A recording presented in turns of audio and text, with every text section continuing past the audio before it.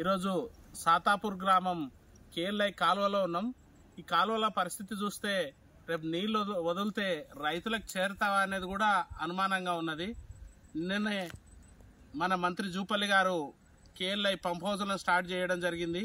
కానీ కాలువలకు లైనింగ్ లేక మెయింటెనెన్స్ లేని కారణంగా ఈరోజు జమ్ము మొలిసి చివరి ఆయకట్టుకు నీళ్లు వెళ్లే పరిస్థితి కనబడతలేదు. కాబట్టి ప్రభుత్వ యంత్రాంగము త్వరితగతిన స్పందించి మంత్రి గారు కూడా ఎందుకో మరి మర్చిపోయినరో అది ఒకసారి గుర్తుకు చేసుకోవాలి. నీళ్లు వదిలే ముందు కాలువల మెయింటెనెన్స్ ఎందుకు గుర్తుకు రాలేదు ఒక్కసారి ఆలోచన చేసుకొని రైతులకు చివరి ఆయకట్టుకు నీళ్లు అందాలంటే ఖచ్చితంగా ఈ జమ్ము తొలగించాలి. లేకుంటే ఈ రైతుల గురించి ఆలోచించినట్టు కాదు. ఎందుకంటే గతంలో కూడా బీఆర్ఎస్ ప్రభుత్వం ఉన్నప్పుడు హడావిడిగా నీళ్లు వదిలి రైతులకు నీళ్లు ఇచ్చినామని చెప్పుకున్నారే తప్ప ఏ రోజు లైనింగ్ విషయంలో దృష్టి పెట్టలే. అప్పుడు కూడా మంత్రి గారు జూపల్లి గారే ఉన్నారు, ఇప్పుడు కూడా వారే ఉన్నారు.